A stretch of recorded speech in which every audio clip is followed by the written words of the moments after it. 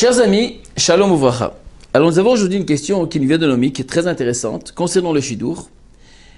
On parle d'une fille ici qui est froum, qui est dans un séminaire en Angleterre, et voilà que le moment est arrivé pour rentrer dans les Shidurim, et elle voit que toutes ses copines sont hallucinées pour se marier avec des Avrichim et qui étudient la Torah. Elle est en admiration avec cette optique, mais elle pense très sincèrement, au fond d'elle-même, qu'elle n'est pas capable d'assumer cette démarche de se marier avec un avraire, tout simplement parce que il y a beaucoup de sacrifices à faire et qu'elle n'est pas prête de les faire.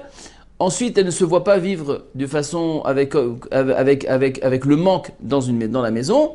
Et autant plus, c'est qu'elle pense réellement que que le mari, c'est lui d'apporter la parnassa, et que le rôle vraiment réel d'une femme, c'est d'être à la maison avec ses enfants et ne pas travailler comme ce que l'on voit aujourd'hui, que les femmes travaillent et que les maris sont au kollel.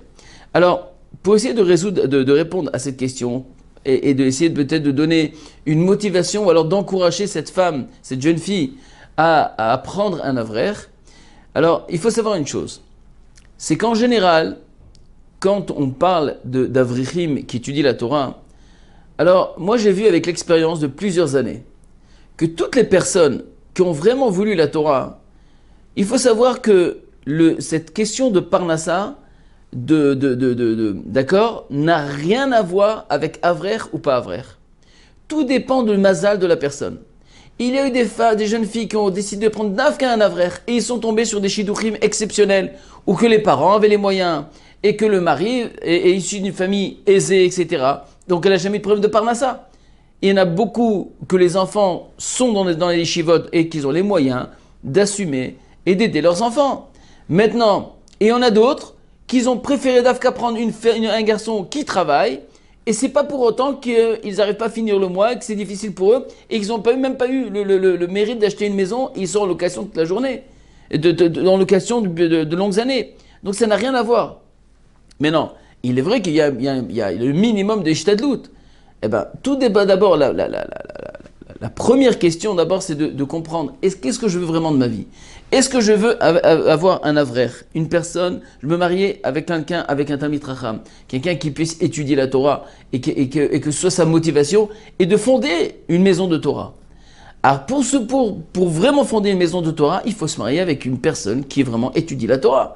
Maintenant, qu'un avraire, à la fin, avec la réalité des choses, on voit bien qu'une personne responsable, même qu'en tant qu'un avraire, à un moment donné, un certain moment, s'il voit qu'il a des problèmes de parnassa, eh ben, il décide, il ira travailler. Mais étant donné que dès le début, la motivation de cet avraire, c'était d'étudier la Torah, la volonté de cet avraire, de cette personne, de ce shidour, c'était d'étudier la Torah. Alors même si à la fin il doit sortir travailler, alors le côté Torah, ce sera toujours la chose la plus importante de sa vie, parce qu'il a commencé comme ça.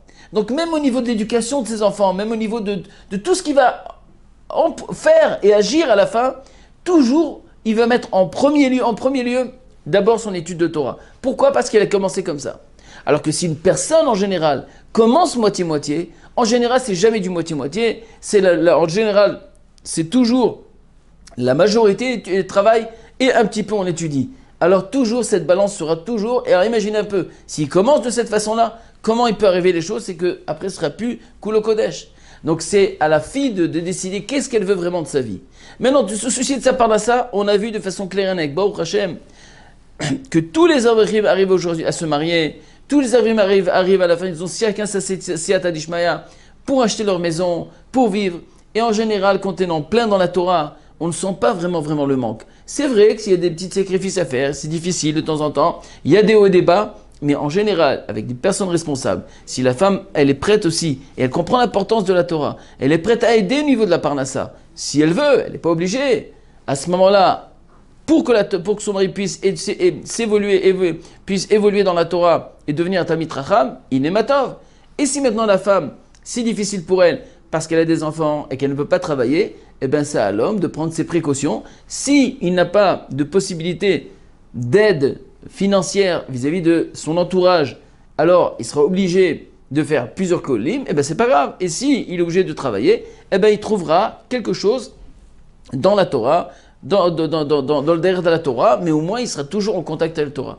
Et c'est de la seule façon qu'on pourra préserver que la priorité dans notre maison, c'est la Torah. Et sinon, alors c'est très très très difficile de trouver vraiment une personne qui est déjà dans le travail et qu'il étudie aussi la Torah, que vraiment il aura une maison de Torah. C'est très compliqué. Je ne dis pas qu'il n'y en a pas, il y en a, mais c'est très compliqué.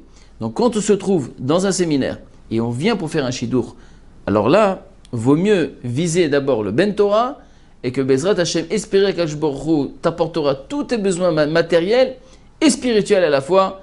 Et de cette façon, tu verras que tu ne seras pas déçu de cette décision, parce qu'avec l'expérience qu'on a, il faut savoir que Akadosh Baruch Hu toujours protège et donne la siyata d'Ishmaya quand on fait sa volonté. À la prochaine fois.